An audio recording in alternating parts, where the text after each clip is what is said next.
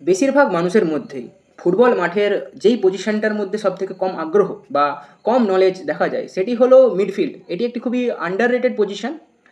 সাধারণত মিডফিল্ডে ৫টাই পজিশনস হয় সাধারণত। এই ৫টি পজিশন হলো left midfield, central midfield, attacking midfield, defensive midfield, right midfield. So midfield হলো ডিফেন্স আর উইঙ্গার এবং সেন্টার ফরওয়ার্ডদের মধ্যে একটা ব্রিজ। সেই ব্রিজটা যখনই লেফট সাইড চেপে হবে সেটা লেফট মিডফিল্ডার এবং রাইট সাইড চেপে হবে সেটা রাইট মিডফিল্ডার।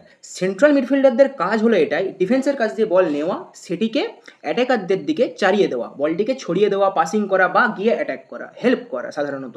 সামটাইমস সেন্ট্রাল মিডফিল্ডাররা ডিফেন্সে নেমে হেল্পও করে, সেটা সামটাইমস। এবং অ্যাটাকিং মিডফিল্ডারের কাজ হলো সে বলটিকে নিয়ে অ্যাটাকেই থাকে বেশিরভাগ টাইম, পাসিং করে, অ্যাসিস্ট করে, নিজে যে গোলও করে শুটিং করে। অ্যাটাকিং মিডফিল্ডার কখনো নেমে ডিফেন্সে নামে না।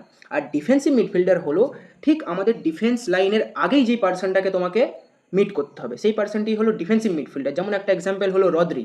এই যে অ্যাটাকিং মিডফিল্ডার আমি বললাম, এটাকেই অনেকে সেন্ট্রাল অ্যাটাকিং মিডফিল্ডও বলে, বাট বেসিক্যালি এই 5টা পজিশনসই হয় মিডফিল্ডে।